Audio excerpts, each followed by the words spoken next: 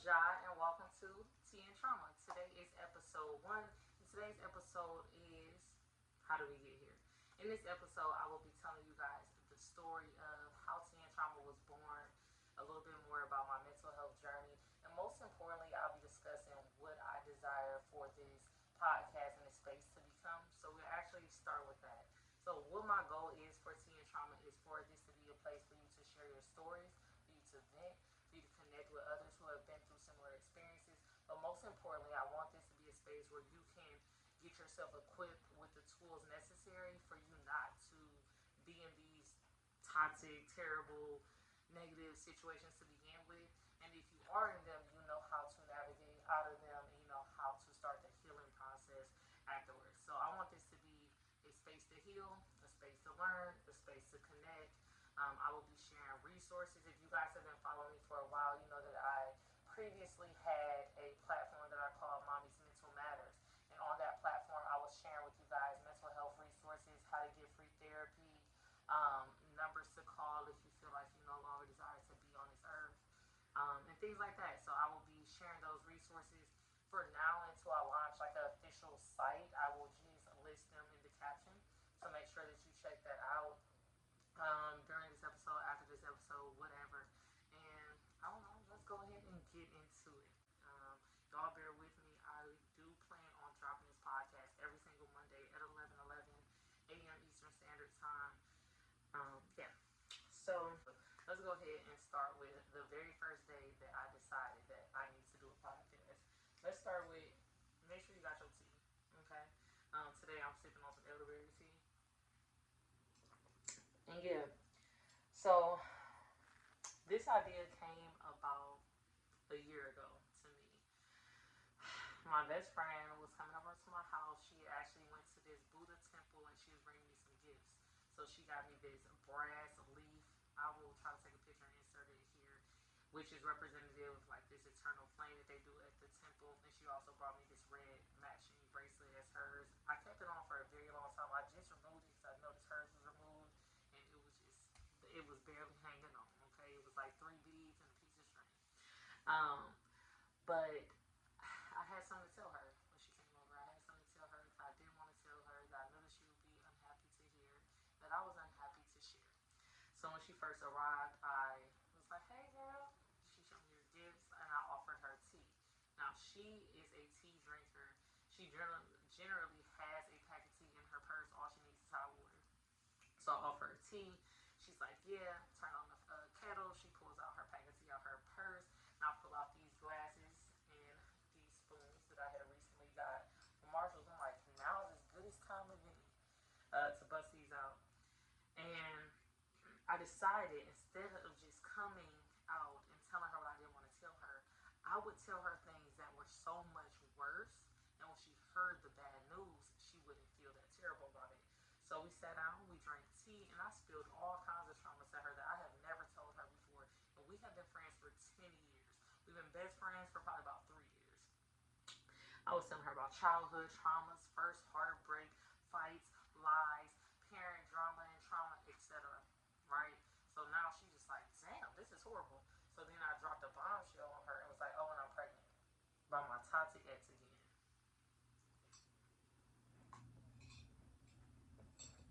Moment of silence for my stupidity. Okay. So I know you guys are like, "Okay, it can't be that terrible. You're being dramatic." No, no, no. It is that terrible, and I am not being dramatic. So this is a man that I already had a child with, that I broke up with for 3 years. And then I never had a desire to get back with this man. We actually had a really bad, terrible experience on September 30th of 2023. I'm like, I'm never messing with this man again. I'm still living with her. Let's do a rewind. Let's rewind. Let's rewind about 3, 4 years. After I had our son, I ended up having postpartum depression for 2 years. Okay, when I really started realizing the postpartum depression was setting in 2021, I was like, you know what? I'm going to sell my house and I'm going to quit my job and I'm going to take some time off so I could just focus on my mental health. My goal was for me to get a therapist and do all of these positive things that I did not do, right? Okay. So it's because I tried to get a therapist. She wasn't a good fit because I needed a specific therapist that I did find. Shout out to my therapist, TC. I ain't gonna put her name out here. She knows who she is. I love her. She's a good fit. Previously, I tried to get someone. She wasn't the right race. I need somebody that looked like me, has had similar experiences as me, and will understand when I express certain situations and understand like I'm not being dramatic. This is serious, right? Particularly things that I experience as a black woman in America, particularly in corporate America. So I never got therapy during that time when I needed it. I ended up kind of just crashing out. Like I had bought a car. I had the car on Toro. It was a BMW. It was making decent money. It was making like $900 a month. I wasn't really generating any other income. I was kind of just living off the profits of selling the house. I had a nanny. The nanny would come over. I would sleep. I paid off all my debt. That was the positive thing I did. But by the end of the year, I was broke. My rent was $2,300, and yeah, let's just say by the end of the day, I was broke by the end of the lease. So I ended up living with my best friend, and I lived there for 14 months, and it was a long 14 months. It was a hard 14 months, and I just really appreciate her being there. During that time, we did launch our business tacos and giggles because it's scientifically proven you can't frown and eat a taco. So we would just be having late nights, eating walnut meat tacos. One time, her crazy ass was like, "Let's sell these," and we actually did create a business. So check out tacosandgiggles.com. Um, so I'm there. I'm living with her. I'm not dating. I have no desire to entertain a man because I'm homeless. You know what I'm saying? I'm living in her guest room with me and my kids, and yeah, I finally get out of her house. After 12 months, I got a job. 90 days later, I had a place. Cool. Everything going to great. Now, before that happened, a month before I got the job, this man invited me to go ice skating. Let's just repair our friendship. Blah, blah, blah, blah, blah. Mind you, this is after the terrible moment that happened on September 30th, which is what led to me cutting all my hair off on October the 8th, 2023. Okay? Because I wanted to remove all his toxic energy. I let him slide right back in after the ice skating. So silly of me. We end up back in this on again, off again relationship. I moved into my place on April the 7th. On April the 7th of 2024, I was given so many signs that I should leave him. For example, I left to go get a broom, and I left him there with our son, and I was like, I'm gonna be right back, and then we gotta go get the moving truck, move everything in. He's like, okay, cool. I come back, and our son is in his room in the bag by himself, and then he's in my room sleep. And my son has his phone, so I was like, I'm gonna go through it. Let me just go through this phone real quick. Y'all, I'm not gonna tell you all the terrible toxic things he did, but this right here was just like when God gives you a sign, listen to it, believe him. You know what I'm saying? Like, do what you need to do because so many times we end up hurting ourselves by staying in spaces that we shouldn't be in, right? So I go through the phone and I discovered that a couple days before that he was having this bad day, and I had sent him $7. I said, get yourself some ice cream. When he was at the store to get him ice cream, he ended up buying another girl flowers. Now, anybody who knows me knows I'm a girl who loves flowers. I used to have to beg this man to buy me flowers. And that was just a lesson right there. You know, if you got to beg somebody to do the bare minimum, because come on, it's not going to kill you to spend $10 on me every 2 weeks. You should probably go. I find out, I blow up. He's so nonchalant about it that I almost was like, you ain't got to help me move. But I was like, no, I need his help. So I was like, we're done, we're finished. After you help me move, go ahead about your day. Um, and then I continue to get signs that day, like the truck canceled. I go get this other truck. This guy is a millionaire. He's talking about all his businesses. He's trying to flirt with me. I take his number. And I'm like, oh, I'm not gonna call him. Then I was like, well, I did just break up with him, so I called him later. But me and Toxic had to get back together a couple days later. Why am I always so forgiving? I don't know. And then Mother's Day, he like buys me a bunch of flowers, trying to prove himself. And it just sucked because it was like he never even said Happy Mother's Day. He walked in the house and like shoved the flowers in my face. I was like, oh, thanks.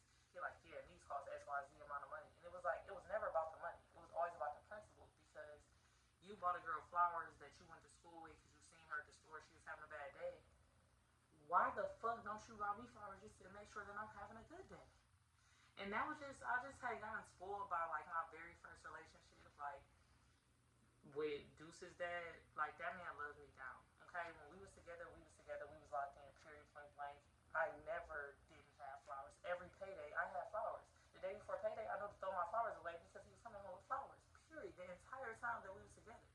Whenever I didn't have flowers, it's because we were broken up. And yeah, either way, I got that sign. I got back with this man, and by June, I was pregnant. And it really sucked because I had a miscarriage 2 weeks before on my way home from my niece's graduation. And I said, yo, I don't want to keep having this relationship. I want us to focus on what we need to focus on. He had things he needed to do as a parent and as a man, and I needed to work on myself and do some shadow work, and I wanted him to do it as well. He's like, yeah, yeah, yeah. We had one interaction after that. I got pregnant with my son. Yeah, that little energy was thirsty to be here. Do you hear me? So I get pregnant with him. Um, I found out really early at exactly 4 weeks. He initially was excited, and then the 2 days before I was 6 weeks pregnant, he says, "I don't want that baby." Okay, bombshell. Mind you, if y'all know the laws here in Georgia, once you hit 6 weeks, there's nothing you can do. Um, and I actually, like, I am very pro-choice. I think that women should do whatever is best for them. I feel like you shouldn't ever bring a baby into a bad situation if you can avoid it. That's why I never personally want to not uh, be responsible for a child that I had created, though. But I'm so emotional. I'm like, I'm making the calls. I made the call. They're like, yeah, you gotta wait 48 hours. So 48 hours will put me at 6 weeks. Boom, bam, boom. The baby is coming because there's nothing I can do about it. And I'm not about to go out of state and all that because for a few reasons. Number one, I'm not about to risk my life. If something goes wrong and I come back to Georgia, they're gonna let me bleed out. We've seen the stories. Number two, I got the rarest blood type. If I'm bleeding out, there is a low, low, low chance that they're going to be able to get me enough blood in the correct blood in time. And then reason number three, because I'm RH negative in my blood type, my body naturally wants to attack and unalive a baby. So I feel like all of my kids are supposed to be here because it's harder for me to keep a baby than it is for me to not. So yeah, that's what happened. More signs showed up of him not being the one, and it finally came to a head when his dad was in town, and his dad agreed that I should walk in. Sorry, someone woke up. So prior to his dad coming into town, 2 weeks before, literally days after I found out I was pregnant, I was on my way to his house while my car died. Just the oil pan fell out on the way on the freeway. I called him a million times. He didn't answer. Another sign. Here I am, a month pregnant on the side of the road with my kids, and you're not answering. And I'm on my way to your house. So, I just had so many signs. I had so many signs of, who he was going to be to me and this baby. And yeah, and I still kept that. So this is why I say it was just so terrible to share this news with my best friend because I had just gotten on my feet. Things were just starting to look up for me, and then I set myself back by becoming pregnant again by a man who hadn't been showing up. Um, so yeah, I say all this to say, watch the signs, guys. So after I tell her that, she said, "Well, damn," and I said, "Thanks for coming to my episode of Tea and Trauma." And then we bust out laughing. She's like, "You should make it a podcast." And here we are, a year later. All of that was happening with him, and I still kept allowing this man back in. And I'm so disappointed in myself because my intuition told me, God told me, the signs told me, the situations told me, and there were so many other things that happened. There was an explosive situation that happened in January, one that happened in March. So when I moved in April and all of that shit happened, he bought this other woman flowers. That should have been it. That should have been my third strike. That should have been my last straw. That should have been the straw that broke the camel's back, but it wasn't. And I believe that I allowed this man to continuously come play in my face and continuously create chaos in my life because I had gotten so fucking accustomed to chaos. And when you become so accustomed to chaos, peace becomes boring. So when me and him were broke up, it was quiet. It was boring. But when we would get back together, it's chaotic and it's all this energy. And unfortunately, sometimes that chaotic energy starts feeling like dopamine. You start feeding off of it. It almost brings you joy. It's not dopamine. It's cortisol. And unfortunately, our bodies sometimes confuse us about what it is that we're actually feeling, what it is that we're actually experiencing. So I would highly encourage you, if you are continuously having these really chaotic, explosive moments in a relationship, you keep going back. I want you to really reflect and say, am I happy here? Or have I gotten so accustomed to this shit that I've decided to stay? Right? And that's why this is one of my favorite books. This is Blink by Malcolm Gladwell, and it talks about It says the power of thinking without thinking. Your gut is always right. When you feel like you should go, you should go. When you feel like I should make a left and you're supposed to be going right, go left. When you feel like I need to leave this person alone, leave them alone. When you feel like I need to not be in this environment no more, remove yourself. Okay? The worst thing that you could ever do to yourself is continuously deny those red flags, because then you end up in a situation that you can't come back from. Right now, I got a second child with a man that I shouldn't have a second child with. My baby was born a big brother. Yeah, we'll get into that in another episode, though. Now, let's go ahead and talk about my mental health journey up until this point. So, prior to me having postpartum depression after my second son, I honestly had control of my mental health. Like, I would have kind of seasonal depression around the winter time, which I think really comes from me not having the family dynamic that I desire to have. So I'm super sad around the holidays. I'm seeing all these matching pajamas and Christmas pictures and all of these family things, and I just don't have the family that I desire, because more than anything, as a person, as a girl who grew up without either of her parents, who was essentially orphaned by them both, I just always wanted a two family household and my babies and all of these beautiful things that I just never got. Um, and yeah, I mean, I ain't gonna lie, I've had a couple good little holiday seasons, but for the most part, no. So yeah, I've had seasonal depression for many years. I've had little spaces of, 4 to 10 day depressions that would kind of keep me down in bed. But overall, I've been able to handle it because I've had a kid since I was 18. It's like, I gotta get up because this baby is dependent on me, you know. And I've always been so thankful for having him, because he is the reason I kept going. And so many moments when I didn't want to keep going. When I was younger and going through some things, it was my senior year of college. Me and his dad broke up. Just I was in a really dark space, and I didn't want to be here anymore. And the only thing that kept me here was I was sleeping on his floor every night, because I was like, I'm not gonna do anything myself, and my baby gotta wake up to it. So I just slept on my son's floor until I got out of that space. Um, Besides that, besides the depressions, besides that moment of not want to be here, was another moment when he was like 5 years old. That's probably the last time I felt like not wanting to be here. I actually tried to get rid of myself, and it was not successful. And him and his father were in the house, and the pew pew jammed, and I then had to go take it to his father and ask him to unjam it. And he's like, "What were you doing?" I was like, "Cleaning it." And I knew right then. I was like, you know what? I need to stop. I need to, like, not feel like this anymore. I literally, the reason that happened that time was because I had went broke, like trying to be an entrepreneur, and I was like, you know what? I'm more valuable to my son if I just leave him this money. I read through my insurance policy. I was like, it's been in effect this long. Even if I do this, they're gonna pay it out. And it's like, I want y'all to know, money will never, ever, ever replace y'all presence. Um, so always keep that in mind. If you ever have one of those dark moments and you think, oh, just the kids had a life insurance, the kids need mommy. The kids need daddy. Okay? So yeah, keep that in mind. Even if you aren't a parent, your sisters, your parents, they need you. Your friends, they need you. And that money will never ever replace you. So yeah, that's kind of the story of how teen trauma came to be. And yeah. All right, y'all. So I'm gonna keep it short. I'm gonna keep it brief on this episode, but make sure that you guys tap in and tune in with the caption below. I'm gonna be sharing some resources. I'll be sharing Love Land Foundation.